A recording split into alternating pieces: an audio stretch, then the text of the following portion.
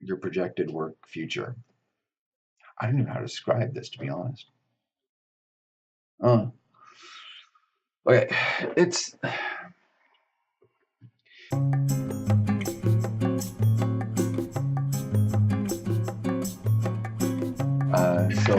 my name's Caleb, and I drop me papers. So my name's Caleb Booker, and I'm with the Psychic Village. This is your free psychic reading.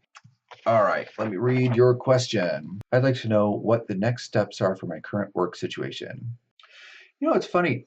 When people ask me about work, it's specifically the question you're asking. This question about what my next steps are in my work situation. I often get this feeling like I really can't go by instinct. I must use the cards.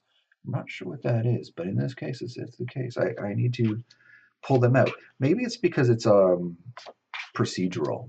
You know, cards are very like this, then that kind of thing. And when I get impulses, it's all at once. So let me look. Okay. One of the big things I'm getting right here is to start looking forward instead of back. There's a certain sense of trying to make the 5-year-old self happy, but your priorities have shifted from when you were 5 years old. You know, when I was a boy, I thought being a cop would be awesome. I'm really, really, really glad I never became a cop. So just on that level of like figuring out who you are and what you like now. What new things have you discovered that you want to investigate further? A little bit of just letting go of the past, just a little bit, because it feels almost too like you're trying to make somebody other than yourself proud. That's going to drive you to do things that you don't enjoy and will inevitably find a way to screw up subconsciously. Your subconscious will screw it up. So just be careful. This is not a huge deal. Sorry, it's a huge deal, but it's not a huge task for you to do it. You just keep it in mind. The other thing is to earn your spot. Okay. So there's a sense that you want to do work and a half on everything. So whatever you're asked to do it exactly perfectly, and then go above and beyond. What's the next level stuff? Um, and stuff you're not getting paid to do, stuff that's beyond your price point, stuff that's like almost feels like a ripoff to do it.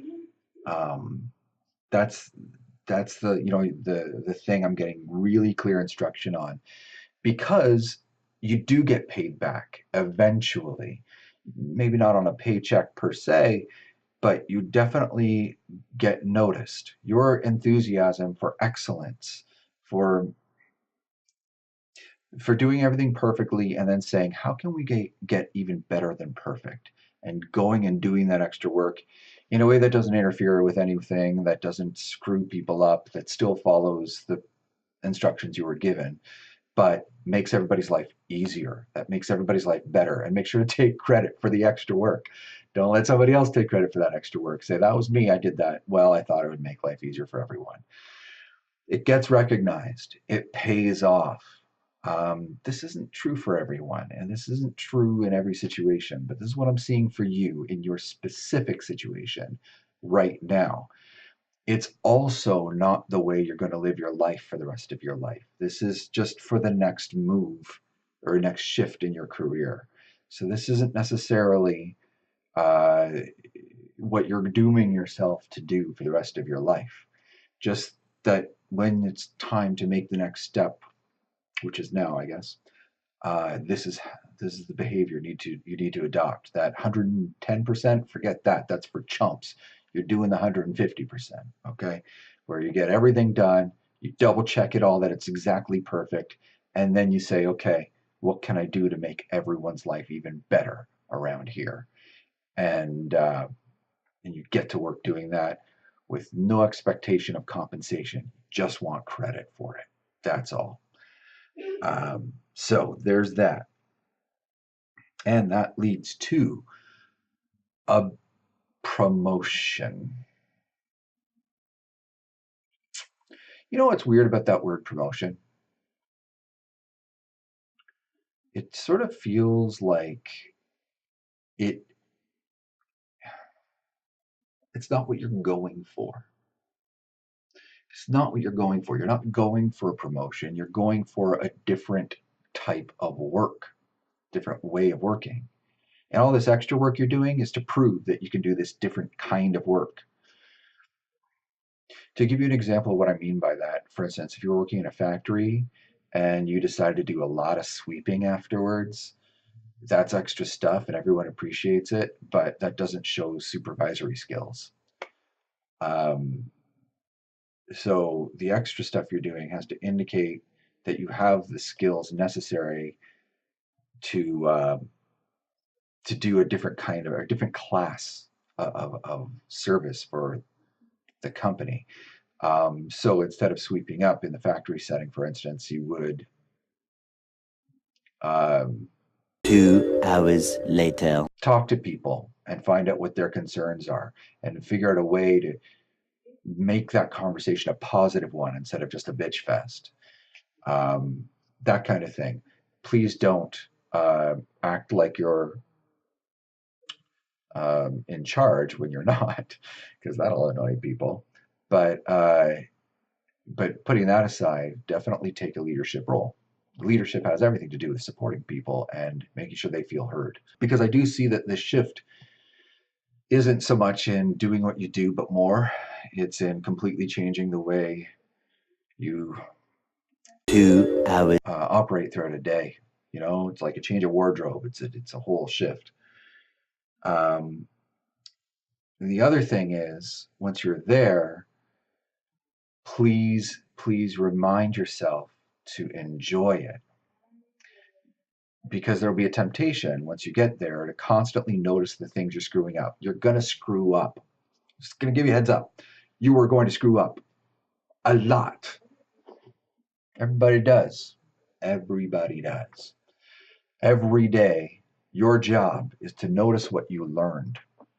Every day, your job is to notice what you got better at and to keep that up. And that takes effort. You have to do it on purpose. It doesn't happen by accident. You don't happen to notice the things you did right. What's going to happen by accident is you're going to notice all the things you did wrong. And you're going to be like, oh, this was such a mistake. Why did I get into this? This is horrible. That's the thing you're going to have to persevere over, that frame of mind.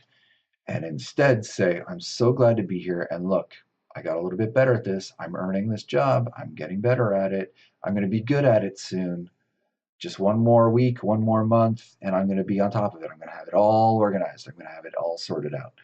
There's that strong sense that that you're going to have to work on your personal performance in a way that's very positive. You're going to have to fight to have that positive frame of mind. The last thing I see for you on your work, your projected work future, I don't even know how to describe this, to be honest. It's this notion that there will be things that you think are supposed to be your next step and that everyone in that position works towards. So if you get, just by way of example, if you were to get a junior management position, you would think that the next step would be to get a middle management position. Or if you were to get a middle management position, you would think that the next step would be to get a senior management position. And there will be this notion that everything would be a lot better if you just make that next step. Your whole world would be a lot better if you could just make that next leap, that next hurdle. And it's really critical for you to recognize that that's not the case. Paradise has to happen where you are after the next step. You have to really learn to love where you are and to make that role your life's role. To look around and say, if I were here for the rest of my life, how can I make it so that I love it? And it's up to you to transform the environment and to transform your day and set rules down to make it so you love your day. You can do that. It's in your power, but you have to be the one to take charge of that. If you don't do that, you'll be miserable and you'll never move. Now here's the irony. The irony is if you give up on trying to be a ladder climber, once you make this next shift into this new type of role, and if you give up on this notion of trying to impress people and instead just try to make it so that you impress yourself and you love what you do and make that your entire focus, then the career just keeps on rolling. Things move along. There's more shifts in roles and flexibility and advancement. All that stuff happens naturally. But if you make your goal advancement because this sucks and that would be better, you never move. That's the irony. So you have to make paradise where you are. That's your job. And that's it. It's got the big kind of like signal that I covered everything and we're done.